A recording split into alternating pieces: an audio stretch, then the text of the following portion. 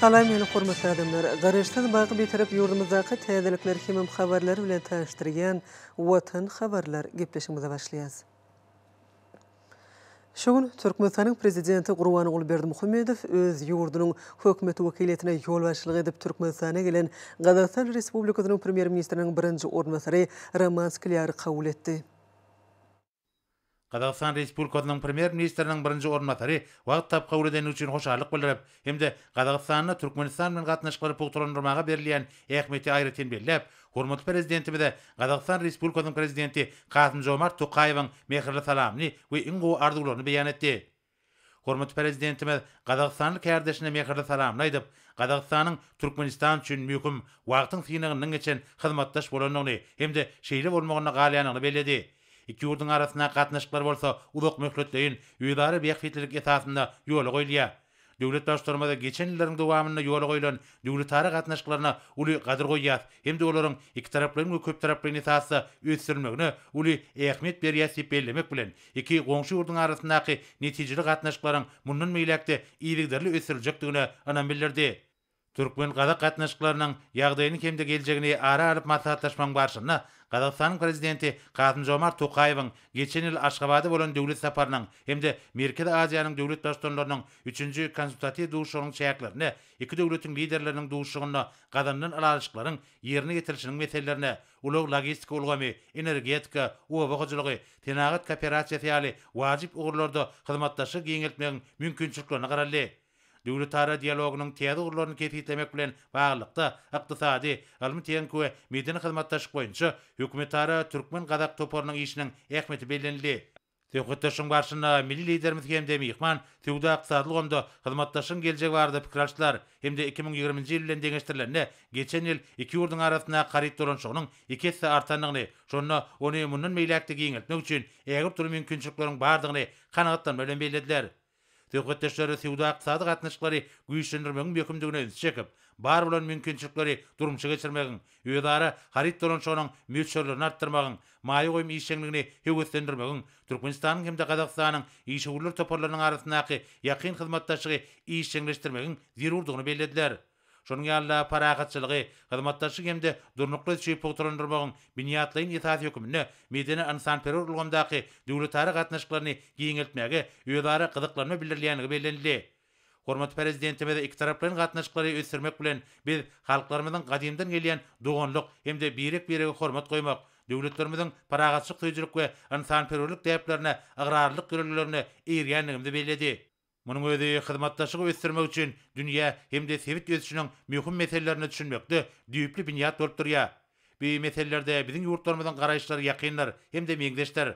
Duşuň ahyryna hormatly prezidentimiz we Qazaqstan Respublikasynyň premier ministriniň birinji ornmasary hyzmatdaşygyň iki doganlyk halklaryň beýikliklerine mundan meýlekde üstünlikli ösdüriljekdigine anan bildirdiler. Duşukdan soň mehman habarçamyza şeýle görüň berdi. Biz Qazaqstan Respublikasynyň hökümet wekiliýeti bilen doganlyk Türkmenistana geldik. Meni Türkmenistanyň hormatly prezidenti bilen bolan bugünkü duşugymyza üreýän şahatlaryn. Biziň hormatly prezident bilen giňişleýin hemde üreýän netijeli söhbetdeşigimiz boldy. Meni Türkmenistanyň hormatly prezidentine Qazaqstan Respublikasynyň prezidenti Kasym-Jomart Tokaýewiň ýeberen doganlyk salamyny hemde mehirli arzularyny getirdim. Biziň döwletlerimiziň prezidentleri geçen ýyl Türkmenistana iki gezek duşdylar. Şol duşuklaryň başynda ýödara hyzmatdaşlygy geljekde hasy ösdürmek bilen bagly wajyp meseleler ara alyp maslahatlaşdy. Hemde bir näçe alaşyklar gazanly. Olary iş ýüzünde durumça geçirmek bolsa, biziň ýurtlarymyzyň hökümetlerini tapşyrly. Bize ýöňde uly işler garaşýar. Biziň bilelikdäki işlerimiziň netijeleri Türkmenistan bilen doganlyk gatnaşyklarymyzy mundan meýlekde pugtlandyrmaga ýardam eder. Biziň halklarymyzy güýpatarlyk, dost doganlyk gatnaşyklary, hoşniýetli goňşylyk, ykdysaty ösdürmek, iki taraplaryň hyzmatdaşlygy ösdürmek bilen bagly meseleler baglaşdyrýar. Meni geljekde de bu ýurda uly üstünlikleriň gazanyljakdygyny ananýan. Biziň neft gaz toplamyna, ulug we logistika, owa goýjylygy, tenagat kooperatsiýasy ulgamlaryna hyzmatdaşlyk edýär. Bizi esasy töwda dolanşygymyzy ösdürmelidir.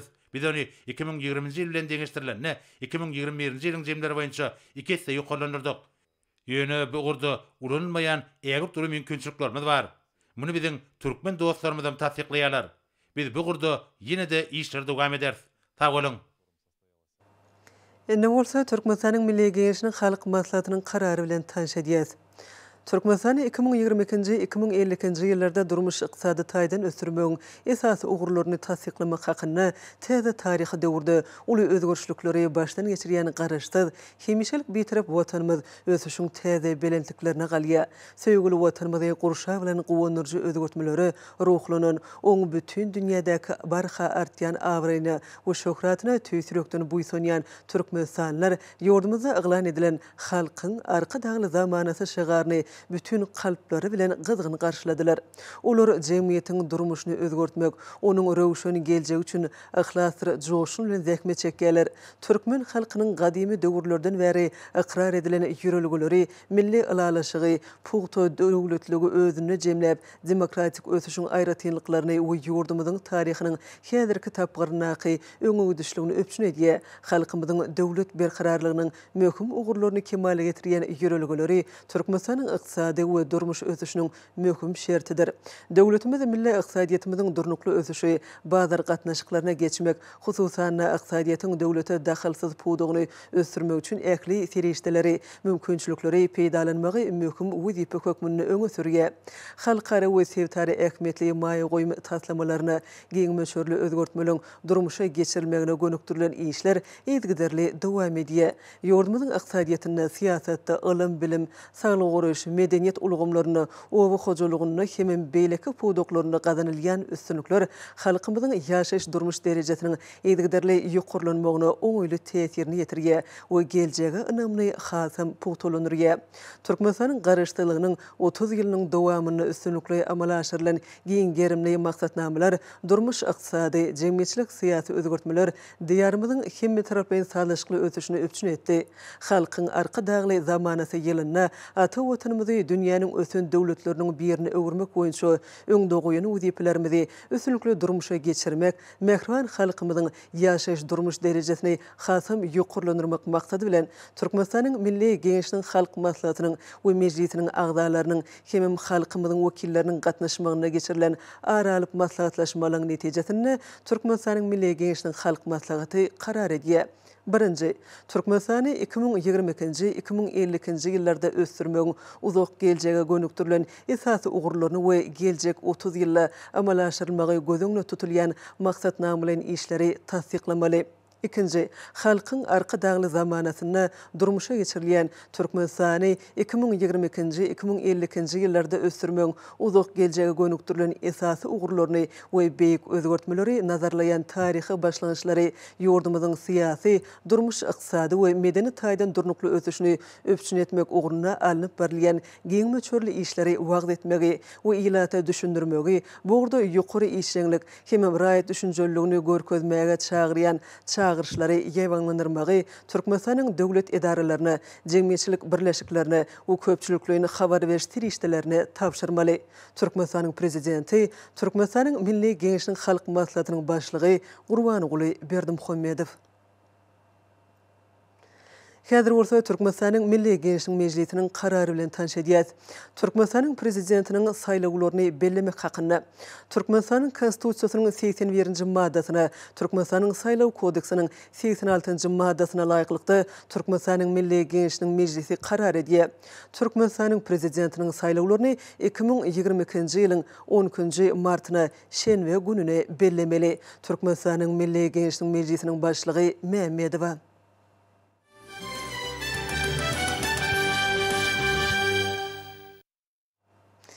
Melelizirimiz Gurbanyguly Berdimuhammedow Türkmenistanyň prezidenti wezipesine saýlanylmagynyň şanly senesi bilen döwlet we jemgyýetçilik işgärleri, kärhanalaryň hemem guramalaryň ýolbaşçylary gutlaýarlar.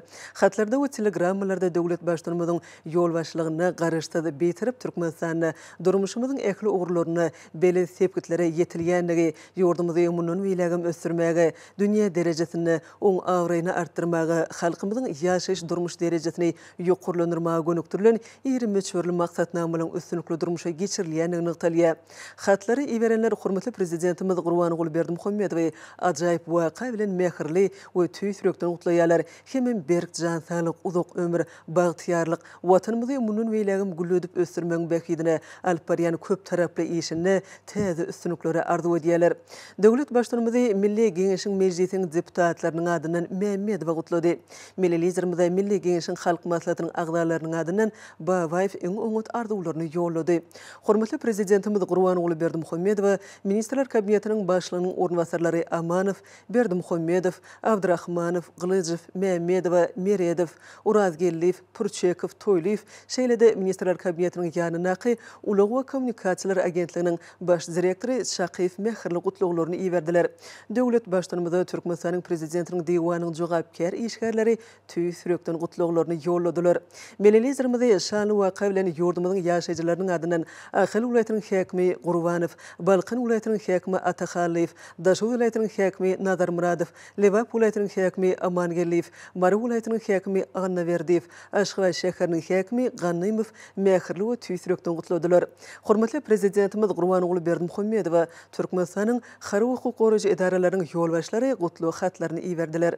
Döwlet başlanymy saýlawlary we salatçyklary geçirmek baradaky merkezi toparyň başlygy, Demokratik Partiýanyň başlygy, Senagatçylar we Telekeçiler Partiýasynyň merkezi geňeşiniň başlygy, Agrar Partiýanyň merkezi geňeşiniň başlygy, Kerdeşler arkalyşçylarynyň milli merkeziniň başlygy, Zenanlar birleşiginiň merkezi geňeşiniň başlygy, Magtymly adynaky ýaşlar guramasynyň merkezi geňeşiniň başlygy, Dünýä türkmenleriniň insanperwer birleşiginiň prezidentiniň ornwasary, Gurbanuly Berdimuhammedow adynaky howanarlyga mätäç çağılary himayet bermek boýunça Haýry Sahabat gadnasynyň ýerine ýetirji direktory, Parahaçylyk gadnasynyň müdiriýetiniň başlygy we köp sanly beýlekler tüýsürekden gutladylar.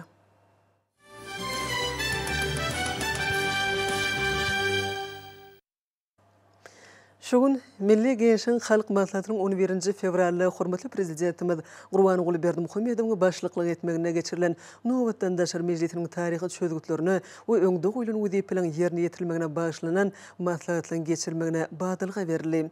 Halk maslahaty demokratiýanyň milli nusxasy diýen at bilen geçirilmegi meýilleşdirilen şeýle maslahat Türkmenistanyň jemgyýetçilik guramalarynyň merkeziniň mejlisleri jaýyna geçirildi. Maslahatda Milli Geňeşiň halk maslahatynyň mejlisiniň gün tertibine girdilen meseleler boýunça pikir alşmalary boldy we hormatly prezidentimiziň şol mejlisi eden taryh çykyşyna ýöňe sürülen başlangyçlara hemde 2022-nji, 2050-nji ýyllarda ýurdumyzy durmuş ykdysadydan ösdürmek maksatnamasyna we onda kesetlenen wezipeleri ýerine ýetirmek möhüm ugurlaryny aýratyn ünsärli. Çykyş edenleriň belleşleri ýaly bugün Türkmenistana şan şöhratly ata-babalarymyzdan miras galan gadymy milli däp desturlar münasip dowam etdirilýär. Hormatlar kadamynyň başdanlygyna ýurdumyzda ýaýwanlanan demokratik özgertmelere hil taýdan täze itergi berildi. Arkada prezidentimiziň başyna başlanan oňyn siýasy strategiýasynyň ileri tutulýan meseleleri bu strategiýanyň döwlet adam üçin diýen baş şygaryny öz beýany tapýar. Maslahatda halk maslahatynyň mejlisiniň Türkmen döwletiniň täze taryhyny, oň demokratik biniatlarynyň pugtlandyrylmagyny aýratyn ähmetini atalyp, kabul edilen çözgütleriň watanymyzyň mundan meýlekde rowaşlanmagy, oň täze taryhy ýamda gülläp etmegi, halkymyzyň bagtyarlyk hemde awadançylygy üçin berk biniat boljakdygy bellenildi. Türkmenistanyň Milli Geňeşiniň halk maslahatynyň halkyň arkadagly zamanasy ýylyna geçirilen mejlisinde garaşsyz hemişelik bitarap diýarymyzyň geljek 30 ýylyň içinde ýurdumyzyň depkini ösüşini üpjinçek işlere hemde ýeten sepketlerine münasip baha berilenligi bellenildi. Şunun bilen baglykda ýurdumyzyň taryhy ösüşiniň täze takbyr hökmünde oň berkara döwletiň täze ýamynyň galkynç diýilip atlandyrylmagynyň maksada laýyklygy barada aýdyldy. Arkada bize prezident bolaly bäri 15 ýyllap biz arkadagly zamanada ýaşadyk. Şonu aýratyn jemläp, şonu belläp, şüýli halkyň arkadagly zamanada diýip bellendi. Görýäňmi nähil ýokary derejelere ýetirildi. Gahrman arkadagymyz her bir işde ýaşlara buýsonly. Ýaşlar biziň geljegimiz diýär. Ýöne ýaşlar biziň şu günümizden diýip aýtdy. Ýaşlar biziň şu günümüz hemde geljegimiz. Ana bir agaç ekseň, şoň düýbini depip suwuny bermeseň, ondan meýe önmeýär. Şoň üçin ýaşlar biziň geljekki meýwemiz. Gahrman arkadagymyz ýörüýte ýaşlara giň ýol açdy. Gahrman arkadagymyz bir diňe türkmen halky bilenler töwere bilen bile ösýär. Dünya bilen bile ösye halife şägirtlik ýoly türkmençiligiň gadymy ýamdan bäri dowam edýär. Dugutar senedimizden kahraman arkadaşımız yönerden aýtmady. Şu dugutarmyzam o bari notosu 7 notu, saat son notunun notu. Yönü dugutardy, o notalaryň hiçbir ýetenek. Şeýler sağlarsa mukamlar salınýar. O dirijorly simfoniyalar ýaly sağlar salınýar. O da nämeden salınýar? O partasivden näl, notadan näl, aň düşünjesi bilen, ýüregi bilen, öz eşden zady bilen, ýatkeşligi bilen salýar. Ine türkmeniň aňynyň düşünjesiniň şu taýda da ýokardygyny görkezýär. Biziň son godumyzy şoňa hormat goýup görýänmi? O UNESCO-nyň maddi däl mirasynyň şoň sanyny salmaklyk. Şonu ilmi-dama biziň kidigini suwd etjek ýürüte o guwanama alındy. Şu zatlar döredip beren o kahraman arkadaşymyň jany sag bolsun, ömrü uzak bolsun, ýyl ýurt bähbitli, adamzat ähmiýetli tutýan tutumly işler ilmi-dama rowaşlygy beslenýär. Edildik düýüniň özüni Türkmenistanyň Milli Geňeşiniň hem halk matbuatynyň geçirilmegi, oňa da meniň gatnaşmagym, men üçin şeýle bir wonç, begenç, saatlygyň aňyrdyň nähil beýan etjek bilen şonu. Şeýle bir şu bir men matlaga özüňiz bilýäňiz. Hormatly arkadaşymyz, ýaşylara, ýaşly ineleri ulu hormat goýýar. Hemden şoň bilen birlikde ýaşlara da hormat goýýar. Ýaşlary, çağalary, edil çağa ýaly şonu süýýär, owerýär. Biz şonu adam aýdyn göz ýetirdik. Biz öňüm göz ýetirýär onu. Allah jan ýaşyny uzak etsin. Biz üçin dören adam. Biziň aňrymyzda köpet dağ ýaly bolup dur, hormatly arkadaşymyz. Biz şoň üçin biz asuda, parahat, asuda, dinçlikde ýaşaýar. Yine bir bellecek adım şeýle diýdi, şu taýda oturulan köptemden ýaşlar. Şu bir ýaşlar barada bir gowdatlar aýtdy. Ýaşlar siz umut okamalydy. Şu diýdi dünýäň man hemme taraplyny, ilmli, bilimli, sowatly, şoň bilen birlikde hagdan bedenli bolmaly. Ýaşlar biziň şu günimiz hem ertirmedir. Bular biziň geljegimizdir. Biziň ornumyzdan diýdi. Bu oturanlaryň ornundan diýdi. Ýaşlyň ornundan ýaşlar tutmalylar diýdi. Şu edilýän ýurdumyzda iň gowzatlar siziň üçinler diýdi. Şeýle bir bilendim men şonu da bar. Sebäbi her kimiň ogly bar, gyzy bar. Şolar ýurdu östürmelem, kuwatlandyrmalym, berkitmelem diňe ýaşlar bolup durýar. Hormatly arkadaşymyň şeýle oňat durmuşy berenligi üçin köp tag bolsun aýdýan sirem şoň gadyrmy bilip ýaşa. Şeýlede çykyşlarda döwlet başçymyzyň şu ýyl Türkmenistanyň konstitusiýasynyň kabul edilenine 30 ýyl dolýan bilen baglykda esasy kanunymyzyň mazmuny, onda beýan edilen kadalar hemde ýörelgeleri, adam hukuklaryny we azatlyklaryny gorumak boýunça amala asyrlayan anyk işleri düşündirmek hemde giňden wagt etmek babatda çäýerleriň toplumynyň geçirilmeligi barada aýdan sözleriniň ähmiýeti belleneli. Şoň ýaly döwlet başçymyzyň Milli Geňeşiň halk maslahatynyň we mejlisiniň dörli ýurtlarynyň parlamentleri bilen gatnaşyklary pugtulanyp hemde ösdürmek boýunça işleri dowam etmelikleri halkara guramalary, şol sanyna Birleşen Milletler Guramasynyň düzümine girýän guramalar bilen hyzmatdaşlygy hasa berkitmelikleri barada aýdanlarynyň hem ähmiýeti belleneli. Hormatly prezidentimiziň Milli Geňeşiň halk maslahatynyň agdalarynyň we mejlisiň deputatlarynyň öňünde syýasy partiýalar hemde jemgyýetçilik guramalar bilen bilelikde ýurdumynyň garaşsylyk ýyllaryna gadanan üstünliklerini wagt etmek boýunça alyp barýan işlerini dowam etmelikleri, wekilçilikli häkimetiň ýerli edaralaryna we öz-özüňi dorandyryş edaralaryna kanunçylygy öwretmek boýunça guramaçylyk we usuliýet kömegini bermelikleri baradaky sözleriniň döwlet üsüşiniň demokratik ýörelgeleriniň pugtulandyrylmagy uğruna doýulan wezipeleri özüne jemleýänligi belleneli. Maslahatçylar 11 fevralda geçirilen Milli Geňeşiň halk maslahatynyň nowatdan daşary mejlisinde ýurdumynyň ähli sebitleriniň wekilleriniň çykyşlarynda beýan edilen teklipler boýunça da pikir açdylar. Şunun bilen baglykda arkada prezidentimizden jogapkärlik wezipeleri watanymyzyň hemde halkymyzyň ykbaly üçin jogapkärçiligi öz üstüne almagy ukyply ýaş ýol başlary öňe sürmek barada beýan eden pikiriniň wajypdygy bellenildi. Şu wagtda ýaşun nesilleriň bu başlangyjy dol gollu ýani gynyktaly. Şol başlangyçda bolsa döwürleriň aýrylmaz ara baglanşygyny hemde nesilleriň dowamatlyllygyny alamatlandyrýan halipaçylyk ýölergeleriniň asylly däpleri öz beýany tapýany aýdyldy.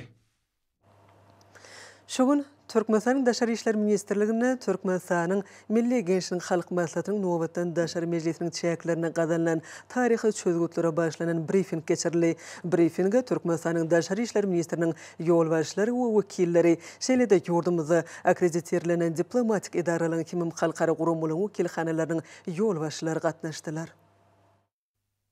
Maslahatda edilen çykyşlaryň barşyny ýurdumyzda geçirilen derwaý syýasy wakalaryň döwletiň hemde jemgyýetiň içerki ötüşi nukdaý nazaryndan edil şonuň ýaly Türkmenistanyň halkara işleriniň ilerledilmeginde de aýratyn ähmiýeti eýedir diýip belläp geçdiler.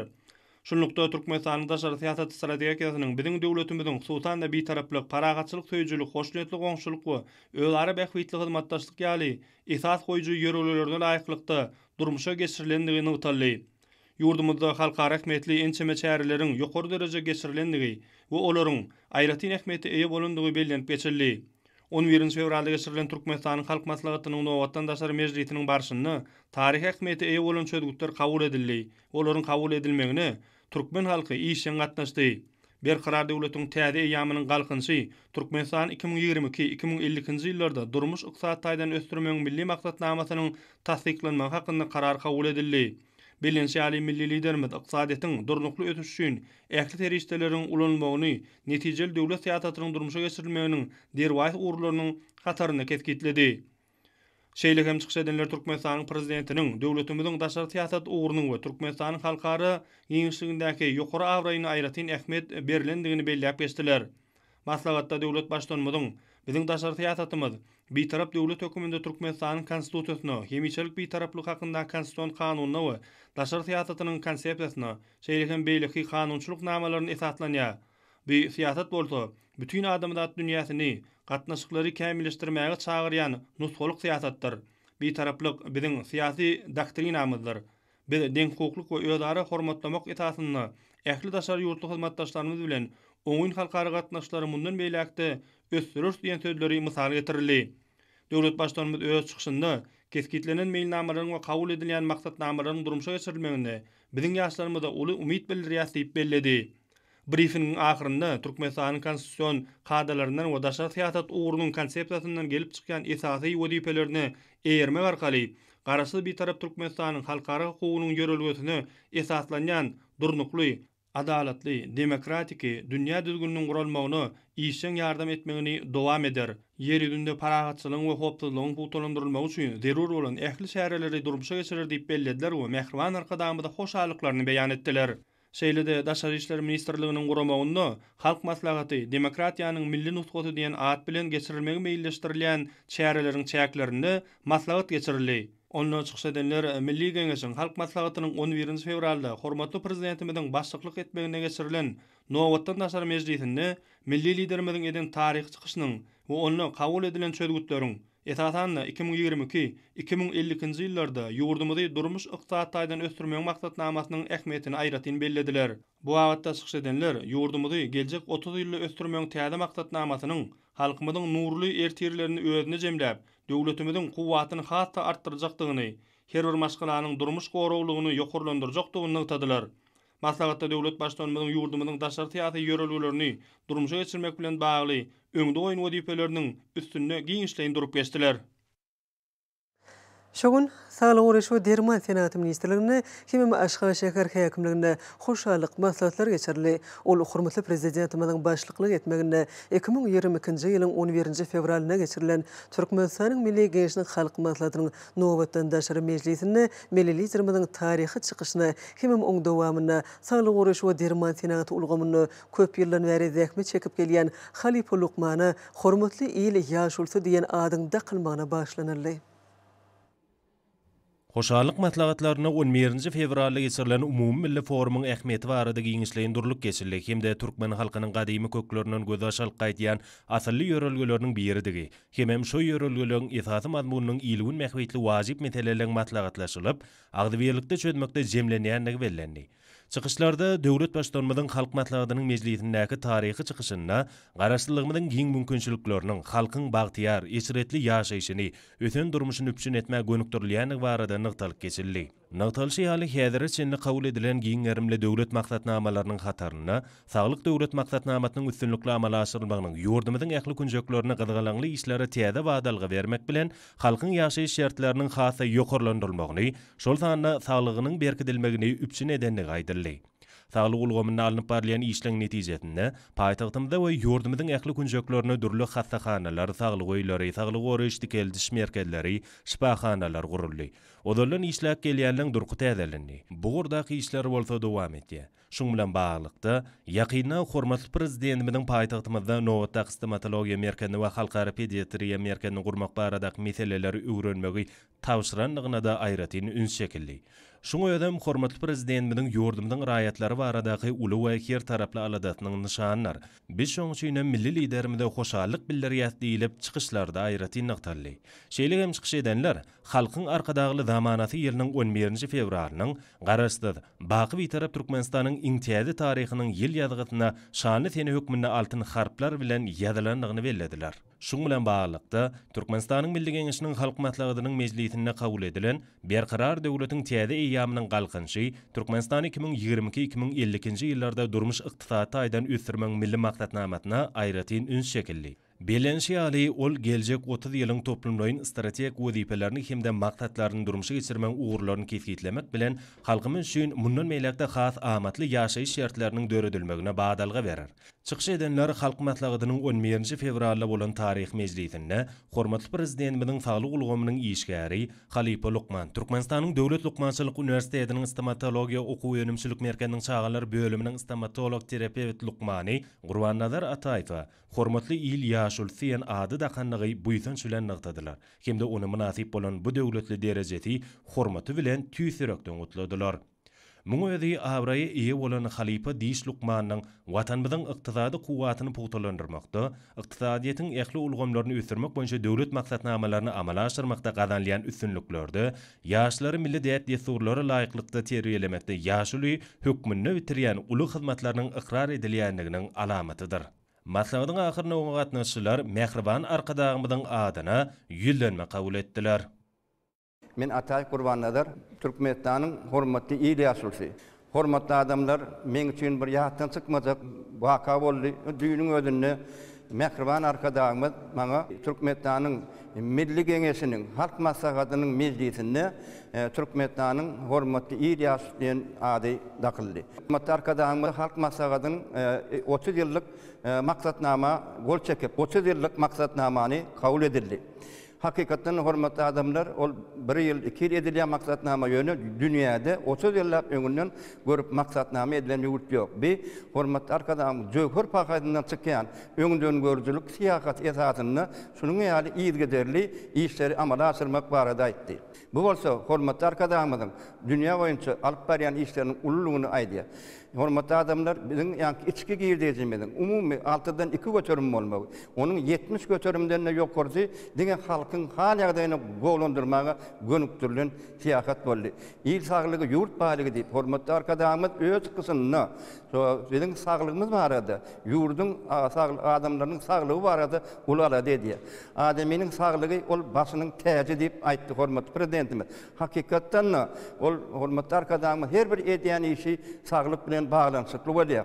Ine bir zatlara seretsek hormatly adamlar dünýäde ýok müňaly bir Aşgabat şäheriniň bir näçe binalar gurulup ulanmana berilmek. Etraplarda da, şäherlerde de anyklaýyş merkezleri, enemäklerinde keseliň öňünaş merkezlerini, bir wagtyň özünde Türkmenistanyň hemme welaýatyna tiýiz kömek merkezleriniň açylyp ulanmaga bermek bolsa, hormatly arkadaşlarymyň, alim Lukman arkadaşlarymyň adamlarymyň saglygy barada edýän aradatynyň bir meşguldigini biz doğuluğunu görýär. Ine şüýl bolsa halkyň arkadagly zamanat diýip ılan edildi. Hormatly adamlar göreliň, ine halk bilen arkadagyň ýüreginiň deň urýanlygyny, halk bilen arkadagyň edýän işden hemmetini deň derejede alyp barýanlygyny, arkadag prezidentiň daşyna bütün halkymyz jebes bolup, ýurdumyzy ösdürmek barada ullukan işler amala asyrdy. Şu pursatdan peýdalanyp, Mehriban arkadagymyzyň janynyň sag bolmagyny, ömrüniň uzak bolmagyny, tutýan tutumly işlerin ermedämi rawat bolmagyny tüýsürümden arzuw edýän. Sag bolun. Şoň Paytahtymyzdaky Döwlet Medeniýet Merkeziniň mukamlar köşgünde de hoşallyk maslahaty geçirildi. Watançylyk arkadagly zamanamyzda meýdemede buýsunç we gowunç baradaky mazmuny özüne jemleýän konsert bilen utgaşykly guralan bu maslahat 11 fevralda Türkmenistanyň Milli Geňişiniň halk maslahatynyň mejlisiniň üstünlikli geçmegine hem ýakynda hormatly prezidentimiziň dokma senat ministrliginiň dokmaçylar medeni merkeziniň binasyny gurmak hakyndaky karary kabul etmegine bagşlandy. Çıkışlarda umumilli forumun gün tertibine girdilen parahatçılık, döröjülük ve ötüş yolu bilen anamly öňe barýan ýurdumyzy munun welagam hemme taraplaryň ösdürmegiň iler tutulýan wezipelerini halkymyzyň wekiller bilen giňden aralyp maslahatlaşmagyň döwletlikden we agzybirlikden nişanygy oň dowamyna kabul edilen çözgütlen bolsa, şol sany berkarar döwletiň täze eýamynyň galkynşy Türkmenistany 2022-2050 ýyllarda durmuş ykdysady taýdan ösdürmegiň milli maksatnamasynyň ýurt ähmiýetli taryhy çözgütdäki aýratyn nyktaly gadymy gymmatlyklarymy we köp asyrlyk dep desturlarymyza laýyklykda halkymyzyň geljeki nesillerimiziň awadan bagtyar durmuşyny öpçün etmek, degişli meseleleri ýedigderli hem açyk ýagdaýda aralyp maslahatlaşmak ýurdumyzda asyrly däwe urly. Aty watanymyz depkinli ösüş ýoly bilen anamly öňe barýar. Bu ýol jemgyýetimiziň jebesligini hem ýurdumyzyň ähli ulgamlaryny toplumyň döwri waplaşdyrmak boýunça saýlanyp alynan ýoluň rowaşlyklary beslenýänini aýdyň tasdiqlady. Täze taryhy ýamda garaşsyz watanymyzda gadanylýan ähli üstünlikler hormatly prezidentimiz tarapyndan durmuşa geçirilýän öňden örjülükli, oýlanşykly içeri we daşary siýasatyň oňy netijelerdir. Millililerimiziň öňe diňe jan watanym Türkmenistan ýan şygary halkymyzyň awadançylygynyň we eşeretli ýaşaýyşynyň kepili hökmüne çykyş edip, halkymyzy bedew bilen anamly öňe gitmäge, täze üstünliklere ýetmäge ruhlandyrýar. Döwlet başdanymyzyň raýat jemgyýetini kemale getirmäge, türkmen halkynyň asly däplerini, umumy ikrar edilen demokratik ýörelgileri pogtulandyrmaga gönükdirilen egert uly işleri, ýyleşlerimiziň gollawyna münasip bolýar. Çykyş edenler Türkmenistanyň Milli Geňişiniň halk maslahatynyň mejlisiniň halkymyzyň agzybirligini we jebesligini, ata-babalarymyzyň mukaddes wesiýetlerini we parlagyny ýene bir gezek tasdiqlap, döwletimiziň ösüşiniň täze tapgyryna möhüm jemgyýetçilik syýasy çäre bolanyny ony belediler. Mundan başga da maslahatyň dowamyna hormatly prezidentimiziň taýdanlary bilen häzirki döwürde öňde barjy tehnologiýalary ýurdumyzyň we dünýäniň en gowy tejribesini ulanmagyň hasabyna dokma senatynyň ýokary depkinler bilen ösdürilmegi netijesinde dokma önümlerini öňürjülen hem türkmen dizaýnerleriniň içerki bazaryň isleglerini öwrenmek we ýylatyň möhümlerini isleglerinden ugralmak arkaly alyp barýan işleriniň üstünlikleri beslenýändigini, bu işleň halkymyzyň medeniýetini ýokurlandyrmakda da ähmiýetli orny eýeleýändigi belenildi. Häzirki wagtda watandaşlarymyzyň meden we ruhy taýdan galkynýan döwründe bugurda sunugat ustaatlarynyň münasip eserleri döretmek üçin watanymyzda hemme şertler öpçün edilýär. Pudoklaň şol sany dokma pudowynyň dörejlik toparlary, joşkulu çykyşlary bilen berkarar döwletimizde gadanylýan üstünlikleri wasp edip, halkymyzyň ruh bilenligini artdyrýar. Şonda meden merkezliň ýerine ýetirýän işleri möhüm orny ýeleýär. Şoň urada ýakynda millililerimiziň bugurda alynyp barýan işler munun welagam dowam ettiriljekdigi barada aýdan sözleri şundan ugralyp dokma senat ministrliginiň dokmaçylar meden merkeziniň binasyny gurmak hakyndaky karary gol çekmegi, pudowyň işgärlerini şol sany oň dokmaçylar folklor etnografiýa tansoporynyň agdalaryny täze dörjülük başlanýyşlaryna gowundyrdy. Çykyş edenler millililerimiz bu çözgüt üçin tüýsürekden hoşallyk sözlerini beýan etdiler. Şuň şeýle bir tolgun nurjy gün, şuň şeýle bir meň durmuşymda bir bagtly gün, meň çeken zähmetimi ediz arkadagymyzyň ýene bir uly hormat goýan güni, ýene bir uly bagta ýetiren güni, ýene bir uly şatlyga betlep arşa götüren güni. Fevral aýynyň 11-ine seher bilen arkadagym uly bir maslahat geçirdi. O maslahatyň özi adamlar uzak gün dowam etdi. Arkadağı biz bilen şu dalın içinde gelecekki Türkmenin ıkbalının doğanını biçti. Gelecekki Türkmenin bağıtının düğümünü tuttu. Şu tayda da yine de bize medeniyet sungot işgärlerine bir şeyle bir ünsünden düşürmeyen gow bir ödünün buysoncunu yetirdi. Buysoncunu yetirdi. Bizim gazmadığı tarmızın hormatını yetirdi. Ediz arkadağımızın sayesini Türkmen sungodunun ne dereceye yetenini Türkmenler değil, dünyanın yüzü biliyor onu. Ediz arkadağım, sizin sayanızı sungotçu dereceye yetenler. Entek bizim sungottu edip koyacak zatlarımız. Katı kendir arkadağım. Ömrünüz uzak bolsun, canınız sağ bolsun, başınız dik yurdumuz avadan bolsun. Şun bir şatlıklı gün, dokmasylar topar var şolara täze bir deska gurup bermek barada, gol çekilli. Gata begenlik uwandy hormatly prezidentimiz sunugato aydym saada gata ünsveriye, söýýe, sebäbi aydym saadan özüniň başçyka biz gata begenlik. Elbetama hormatly prezidentimizin saýasyna, şoreali ötüşler meselesinde folklor ansambl, folklor grupany dünya çıkarmak ol her bir milletin arzuwy. Her bir milletin özüniň ýüzü, şu özüniň folklor bolýar, taryhy bolýar. Hormatly prezidentimiz janyňyz sag bolsun, ömrüňiz uzak bolsun. Çıkışlarda bellenşeýaly durnukluk, agzyberlik we ruhy bitewlik gadim döwürlerden beri türkmenler üçin güýç guwwatyň nişany bolup geldi. Şoňra-da mehriban topragyň güllep etmegini we halkyň awdançylygyny beýik türkmen şahyrlarynyň, akyllarlarynyň ruhy gymmatlyklaryny beýan edennigi bilen baglaşdyrmagy ýönelige däller. Dünýäde diňe bir ýokary ykdysady guwwaty bilen däl, eýsem ruhy gymmatlyklary bilen hem ikrar edilen biziň döwletimiz medeni alşmalar, taryhy meden mirasy ýaymak siýasatyny işçiň durmuşa geçirýär. Döwlet başlarymyzyň belleşýäli halkyň ruh gymmatlygyny goraýjy we dünýäde wagt edici ýaş zekinleri terbiýelemek tirişdet hökmünde medeniýete ul orun degişlidir. Medeniýet halkyň aň düşünjesini, zähmet işçiňligini ýokurlandyrýar, halky beýik işlere birleşdirýän we ruhlandyrýan guwwatly güýç bolup durýar. Çıkışlarda dokmaçylar meden merkeziniň binasyny gurmak hakyna karara gol çeken üçin mehriban arkadağymyza ýene-de bergede hoşallyklaryny beýan etdiler.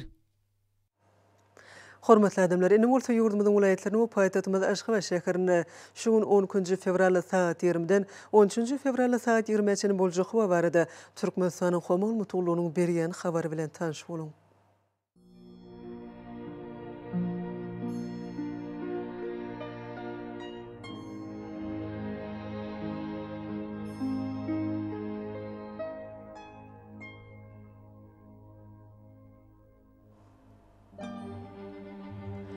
Balqın vilayetine ötkäp duran bulut howa bolup azkim ýagşar.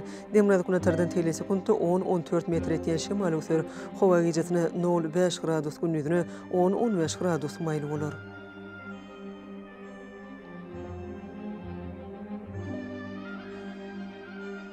Ahly vilayetine ötkäp duran bulut howa bolup ömür bolmagy mümkin. Günogurdan telesi kuntu 9-14 metr etýän şemal öser. Howa gijetine 2 gradus sowukdan 3 gradus geçen maýl, gündüzüne 10-15 gradus maýly bolar.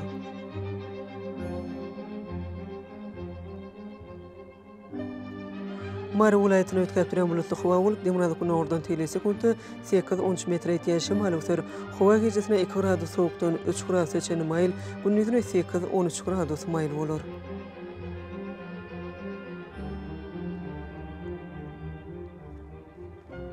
Lewap vilayetine ötkäp duran bulut howa bolup Demrad günogurdan telesi kuntu 7-12 metr etýän şemal öser. Howa gijetine 4 gradus sowukdan 1 gradus geçen maýl, gündüzüne 7-12 gradus maýly bolar.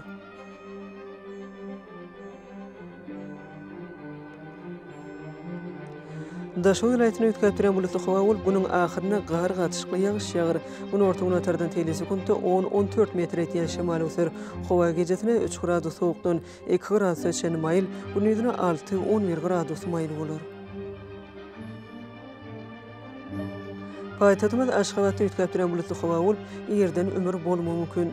Günogurdan telesi kuntu 9-11 metr etýän şemal öser. Howa gijetine 1 gradus sowukdan 1 gradus geçen maýl, gündüzüne 11-13 gradus maýly bolar.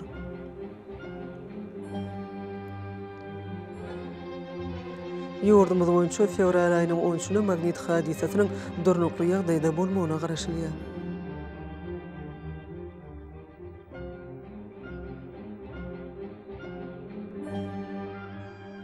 Eziz vatandaşlar, Gyş pasyna günüň dowamyna howanyň derejesiniň üýtgäp durýanyny nazara alyp, paslyň aýratynlyklaryna laýyklykda giyinmegi, şeýle-de häzirki wagtda howada tozan bölejikleriniň kadadan 2 türüm artmagy we howanyň akymynyň üýtgemegi bilen baglaşykly howa şertleriniň adamyň bedenine ýetirip biljek oňaýsy tesirleriniň öňüni almak maksady bilen agyz burun örtüklerini ulanmaklygy maslahaty berýär.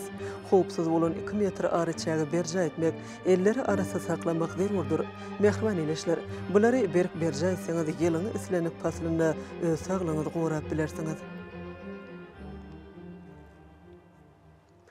Mehriban adamlar şunuň bilen watan habarlar gepleşmez jemleýäs. Berkarar döwletimiziň bagtyarlyk döwrüne ata watanymyz Türkmenistan ähli babatlarda ösüşleri betlenýär. Ähli ösüşlüň ödenini bolsa halkyň bekbidi bar.